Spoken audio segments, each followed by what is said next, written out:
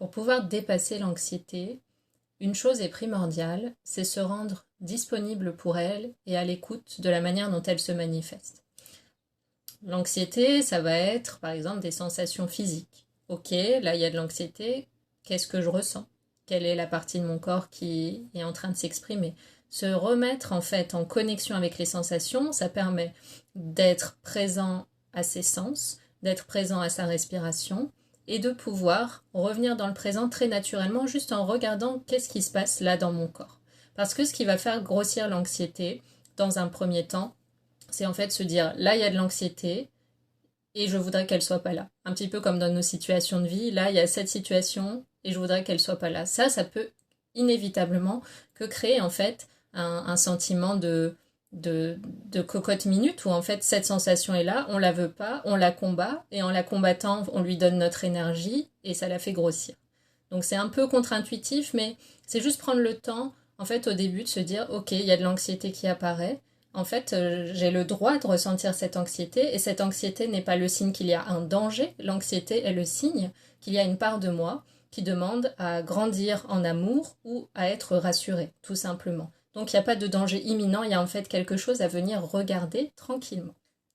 Et tout comme on a besoin de comprendre une maladie pour la soigner, de comprendre la cause d'une panne de voiture pour réparer une voiture, on a besoin de comprendre l'origine de l'anxiété pour la dépasser.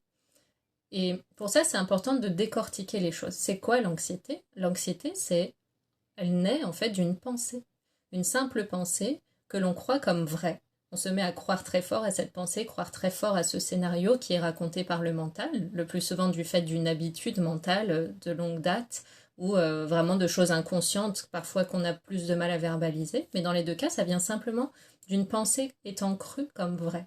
Et cette pensée, on va en faire une vérité sur laquelle on va venir tisser d'autres scénarios, venir mentaliser des projections sur une chose, sur un objet, sur un événement, sur quelque chose qui génère l'anxiété.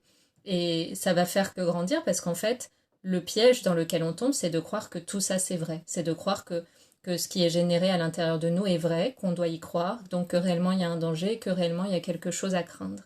Et donc ça, c'est la première chose à regarder. L'anxiété naît d'une pensée. Suis-je obligée de la croire? A-t-elle un fondement? A-t-elle matériellement là, dans ma réalité présente, ici et maintenant, un fondement concret, une preuve qu'elle est vraie. Dans ces moments-là, ce qui peut être aidant, c'est de se souvenir qu'on a en nous les ressources pour nous apporter ce dont on a besoin à ce moment-là. Ça n'empêche pas bien sûr de demander de l'aide, des conseils autour, mais il faut bien se souvenir qu'en nous, il y a un potentiel illimité, il y a d'énormes ressources auxquelles on peut faire appel. Ça demande juste une présence. C'est pour ça que je parlais tout à l'heure de se rendre présent à ces cinq sens, parce que quand on reste en connexion avec le corps, avec les sensations qui émergent, juste avec l'anxiété elle-même, qui a juste besoin d'être accueillie comme on viendrait consoler un enfant, on peut se demander, ok, là, de quoi j'ai besoin? Qu'est-ce qui va venir m'apporter un premier réconfort qui va me permettre de retrouver une forme de clarté intérieure? Si ça passe par le corps, ça peut être s'emmitoufler dans quelque chose. Si ça passe par le langage, ça peut être verbaliser des choses, les écrire. Si ça passe par appeler une personne qu'on aime, en fait, il faut vraiment se dire, là, j'ai pas besoin de paniquer face à la sensation, j'ai besoin de venir apporter ce dont j'ai besoin. Parce que bien que ça prenne des déclinaisons différentes, le remède, c'est toujours l'amour. Parce que la peur, son antidote, c'est l'amour. Donc là, c'est vraiment agir un peu comme un médecin intérieur. Dans ce moment-là, j'ai pas besoin de me concentrer sur ce qui émerge et que j'aimerais libérer, bien sûr. C'est plutôt, je vais me concentrer sur l'antidote. L'antidote, c'est l'amour. Comment, dans ce moment-là, je vais exprimer ma capacité à aller aimer ce qui se présente et à donner de l'amour là où j'en ai besoin à l'intérieur de moi pour apaiser. Dans ce processus, en fait, l'enjeu, c'est de replacer le mental à son statut de serviteur et pas son statut de maître. Parce qu'en fonction de ce qu'il va nous faire croire, on va venir déformer la réalité, mettre un prisme sur une situation, mettre un prisme sur quelque chose en particulier et venir laisser l'anxiété développer un scénario totalement illusoire.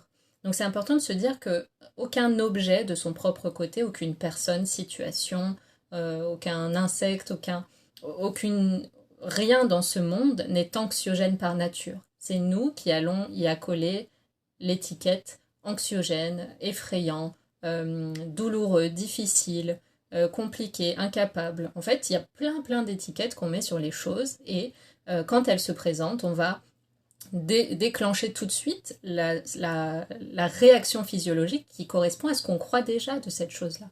Et cet objet, ça peut être un conflit, cet objet, ça peut être un collègue, cet objet, ça peut être aussi nous-mêmes. Parfois, l'étiquette principale qu'on peut avoir sur nous-mêmes, c'est de ne pas être capable. Et de cette étiquette vient le fait que quand une situation qu'on étiquette elle aussi comme étant nouvelle, challengeante, compliquée, incertaine, on va avoir la réaction qui correspond à ça, qui est je crois profondément que je ne suis pas capable d'accueillir cette expérience, et donc tout le stress qui vient avec.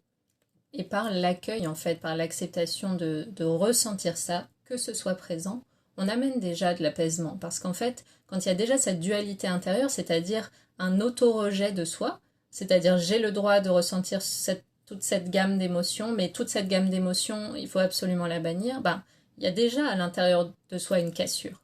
En fait, il s'agit, un peu comme dans la démarche d'éveil, de tout voir comme étant un, de rester en unité avec soi-même, quels que soient les mouvements intérieurs qui traversent, quelles que soient les illusions du mental qui apparaissent.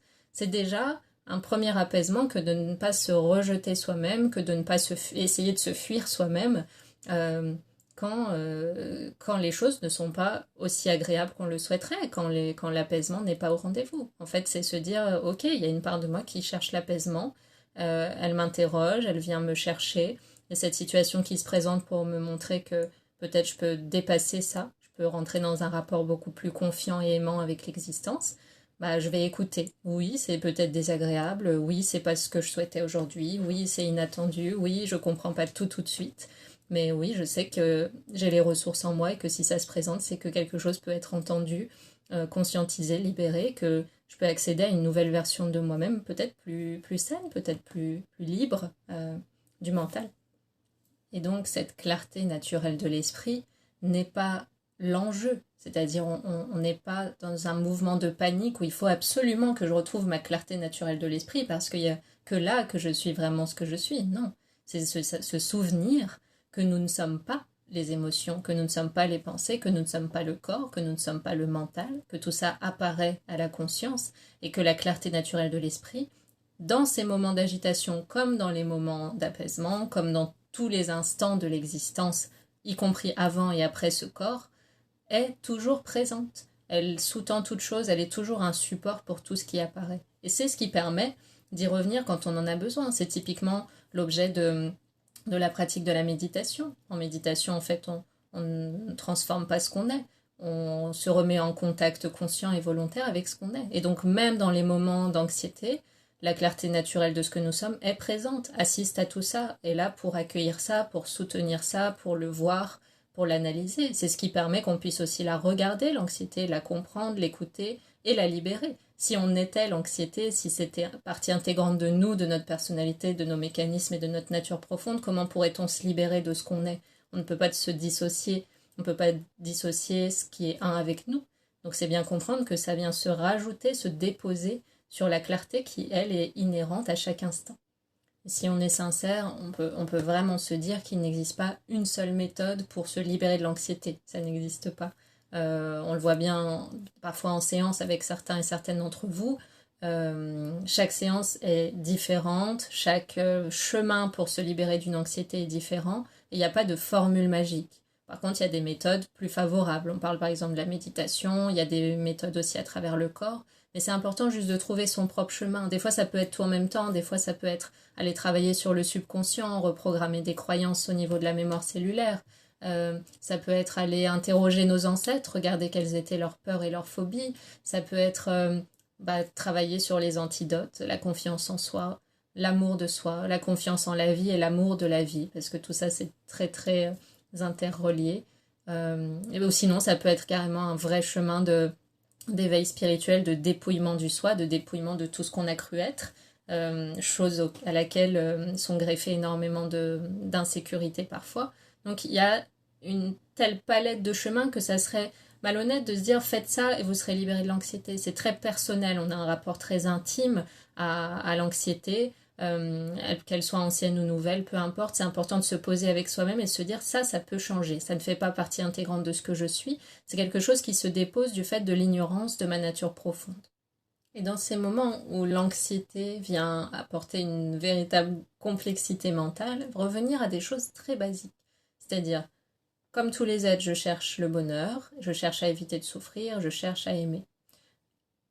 Le bonheur naît de la paix de l'esprit. Qu'est-ce qui actuellement favorise la paix de mon esprit?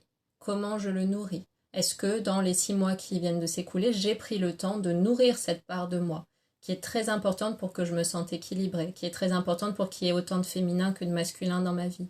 Est-ce que j'ai pris le temps de prendre soin des parts qui permettent que je sois en paix? Est-ce que j'ai une pratique spirituelle? Est-ce que je me mets à l'écoute ou est-ce que je suis dans un excès de faire qui fait que dès que je reviens à l'être, tout ce qui s'est accumulé est peut-être grand et n'a pas été libéré? Est-ce que j'ai une routine énergétique au même titre que je nettoie mon corps? Est-ce qu'il y a une routine qui fait que je peux vider un peu tout ce que j'ai accumulé intérieurement comme illusion, comme pensée, comme inquiétude au cours de la journée? Est-ce que j'ai ce moment-là quotidiennement pour moi? Voilà, vraiment se dire on est en fait un être beaucoup plus vaste qu'un simple corps et que de simples actions. Et si notre désir c'est d'être en paix, est-ce qu'on prend assez le temps de s'occuper de toutes les parties, de toutes les facettes de ce qu'on est? Ça peut être une question à se poser et se dire ok, je vais juste mettre en place les choses progressivement et ça va aller, ça va trouver son chemin. Et je voudrais vraiment vous passer un message encourageant, aussi bien en tant qu'être humain qu'en tant que thérapeute, hein, c'est juste une étiquette mais elle est là. Euh, c'est un sujet que je connais, l'anxiété, et il n'y a aucune anxiété, aucune phobie, aucun TOC qui puisse résister à la conscience, au fait de se poser avec elle, au fait de la regarder, au fait de l'écouter et de mettre en place les méthodes, le travail, l'écoute, la douceur qui ont besoin d'être mises en place pour avancer.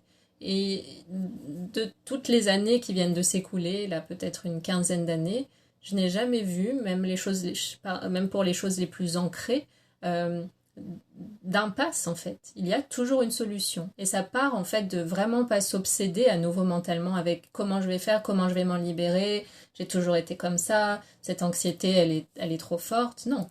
L'anxiété elle est jamais plus forte que soi parce que le mental est notre serviteur et parce que l'anxiété est une simple sensation et une illusion de l'esprit. Et juste se poser et prendre le temps de se poser avant tout une intention. Le comment il vous est apporté par la vie elle-même.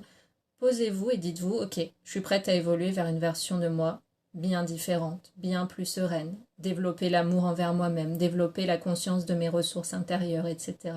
Et de cette intention naîtront des possibilités insoupçonnables.